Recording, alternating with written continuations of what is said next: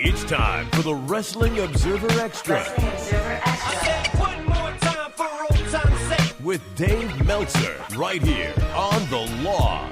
Live audio wrestling. And let's go. My now smoking with the best. Welcome back, hour 2 of The Law. So let's get right into it. To San Jose we go to chat with Dave Meltzer of the Wrestling Observer newsletter. Hi, Dave.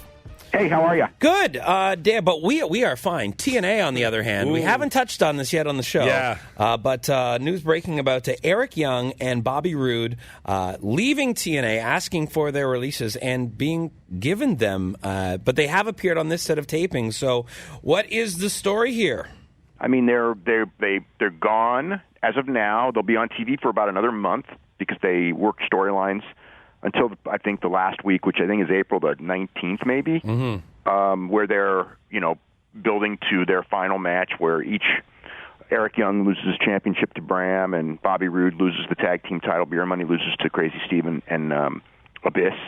So that's kind of where, and then they're free to go. They did what they needed to do, and it's an interesting situation because they were under contract, and did TNA willingly let them go because it cuts the budget? Because they could have kept them, I suppose, or did TNA's when I keep hearing from guys in the sense as far as TNA that the payment is very irregular and there's a lot of it's been like that for a while and there's a lot of frustration.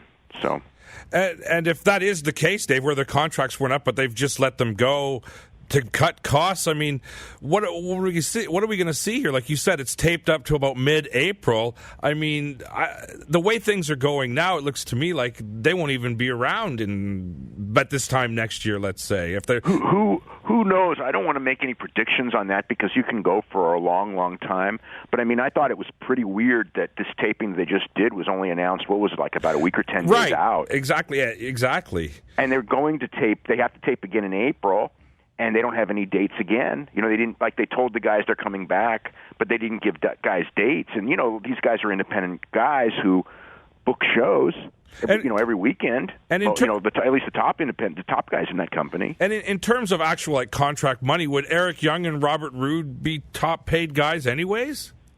I don't think Eric was top paid, and that's one of the reasons for his frustration. Right. Bobby Roode would have been certainly one of the higher paid guys left. I would figure, I don't know the numbers. I would figure Jeff Hardy's the highest paid, and then I would think that maybe Matt, and then I would think Bobby Roode would probably be in the after that because Kurt Angle's gone, so maybe Bobby Lashley. I'm not sure, but he'd be near the top for sure. Yeah, it's too bad. It's so strange with bringing Storm back and reuniting Beer Money, which a lot of TNA fans love, and then now they've just let him go altogether.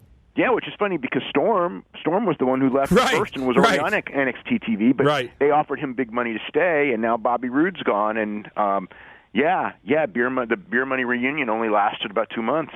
And speaking of NXT, I mean, Eric Young, Robert Roode, any word moving in that direction or where we might see them? I mean, I'm guessing the WWE is going to at least look at them.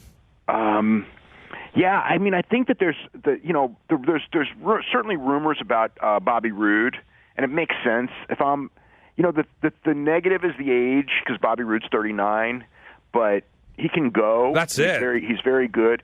And NXT would be, it would be a good fit because one would think in April that there should be several guys from NXT going to the main roster. So you would want to replenish, some with some of the guys that you got. But another good veteran, and even the main roster. I mean, certainly there's ways you can use Bobby Roode. He's a talented guy on the main roster, and he's new. And AJ Styles showed that you can walk right in there, and the people are going to accept you if you've been on TV and you're good. I mean, I'm not saying he's as famous as AJ, but it's the same place. He's worked in the same place for the same, for that length of time, and similar length of time, and was always a featured player for the most part. So it wouldn't be that big of a difference. I think people liked AJ a little more, but. I think that Austin Aries is doing great in developmental. Samoa Joe's doing great in NXT.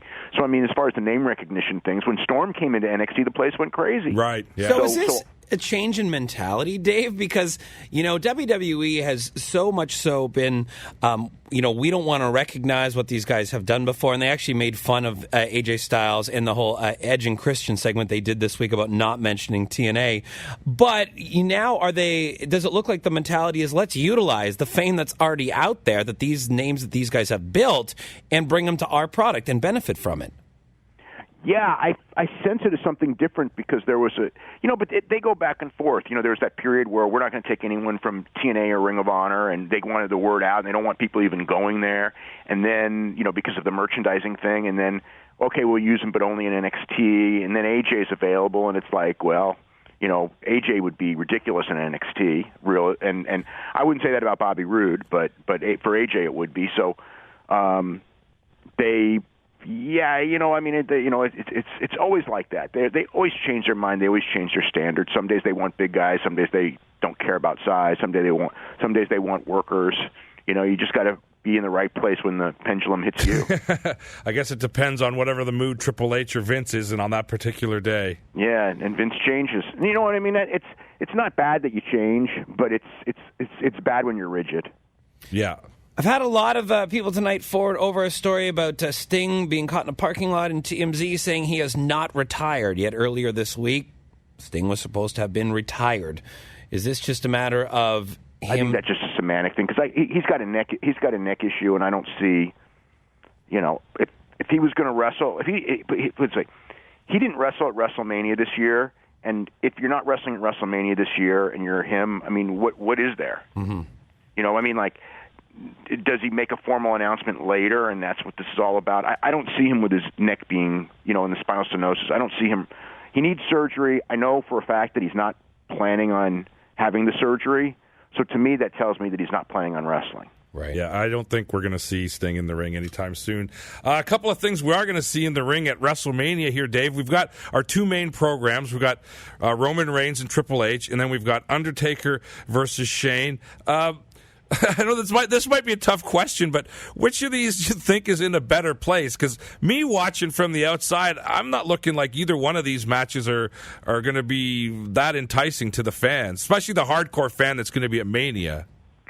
Well, they're going to have a hard time having the best show because there's going to be some matches between, Ring of Honor and that Will Ospreay Ricochet match that's going to be there on the Saturday, and the Nakamura Sami Zayn match, and the Finn Balor and Joe, and Joe, and even like Bayley and Asuka.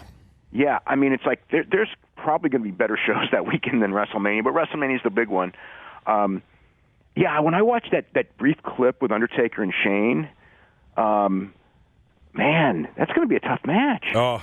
It's going to be brutal. It's like because Shane's running around really quick when he's doing that, and it's like if he runs around like that guy's going to blow up in 4 minutes. Which I don't. So it's like that's going to be tough, and he's going to want to do the stunt thing. Which is dangerous. Yeah. Because he's 46 years old. The wrong stunt, you can get hurt, and then Triple H and Roman Reigns are probably going to have a great match. I'm confident they'll have a great match. I mean, the crowd's going to do what the crowd's going to do, and I think we all know that they're going to boo the hell out of Roman Reigns, but I think everyone is probably in WWE is probably resigned to that fact now. I mean, it's not like 2 months ago where they probably, we'll turn the crowd by that point. I mean, I think that everyone kind of realizes that's not happening. But we're resigned to the fact. Well, then shouldn't they be doing something to prevent this? I mean, I'm not sure what can you do to prevent it? Well, that's it. I'm not sure. Not book the match. Well, I mean, I don't know. Do you make Reigns a heel or something, or do they just crap all over that too? Like, it's so tough. I wouldn't be surprised if they make Reigns a heel just because it's like when I look at it, it's just the logical thing to do, and if they don't do it, I almost feel like it's the stubborn thing to do, and the message has been sent like last year. When the message was sent last year, the bottom line is like if people are going like, oh, do you think there's any chance Vince changed his mind? It's like, look, he did last year, and the circumstances are exactly the same this year, so either he's just going to say, well, I made a mistake last year by changing, and I'm not going to make the mistake this year. Maybe he's thinking that, or he's going to say, well, the same thing that happened last year, it didn't work, so we can't, I don't think the idea of Triple H retaining the title makes any sense because he's a part-timer. So I think it may just be that, okay, Roman wins, and then we go heel with him, and they got more. Look, John Cena's coming back. Randy Orton's coming back. Rollins will probably be a babyface when he comes back. So it's probably better right now to have a heel champion than a babyface champion anyway. So when I look at that, it's like, yeah, that's the logical thing to do. Well, whether they do it, I guess we'll see. Yeah, and I was just curious too because of this switch with Reigns not coming through the crowd this week on the TV, and I don't know if that was hints towards something like that, or he did the same thing at all the house shows this weekend. Okay, or as Jay was kind of just pointing out, well, they're just doing that as preventive tactics, so people aren't constantly booing him as he's coming down the stairs there. I don't think so, because at the house shows he always gets cheered, so that wouldn't be the thing. I think that there's, I don't know that that's like the little hint to tell people that he's really going, right. Or I believe that that's tied in at least with it. I shouldn't say because I don't know. But my gut when I saw that they did it on Thursday, or Wednesday, or Wednesday your time. But when they did it for SmackDown, like Raw, it was kind of like, well, maybe there's a reason that they didn't want to do it for Raw. But now that they're doing it at the house shows, it's like you're making that change for a reason, and the coming out of the crowd is a very babyface thing to do. So that sort of like that's where I saw that, like, yeah, maybe they're gonna listen to the crowd and just do what the crowd wants. Yeah, that's what I kind of thought too. Just because it's such an abrupt change to his character to have him do that. Plus, the other thing is that they if they put the title on him, and then turn him, it's kind of like it may be the right kind of heat at that point, because the people will be even madder. If they're mad at him now, if he wins the title, they're going to be madder at him. But that's okay, because how many heels are people really mad at these days anyway? I mean, Eva Marie's the only one I can think of. Yeah, but that's a different. Eva Marie's a different kind of heat, exactly. Yeah, no, I know. It's going to be strange, though, because, you'd figure that they do allow the Shane McMahon win to somehow go through to gain control of Raw, and then to have Reigns there as a heel champion. It's a little bit strange because that portrays Triple H as the babyface from that match, but Triple H has to be heel because he has to side with Stephanie at that point to go against Shane.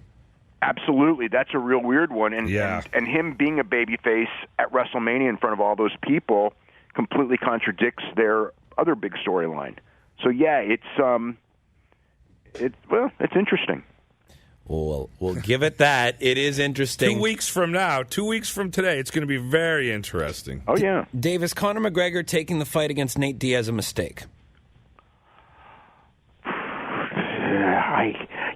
It's like from a UFC standpoint, they're looking at the match that's going to draw the most money. When I first heard it, it's like, you know what? I can't come up with a match that's going to draw more money. Conor probably thinks he wants revenge. I think, I thought Nate was a bad style matchup, but I also thought that McGregor would win because Nate was, coming, with no camp.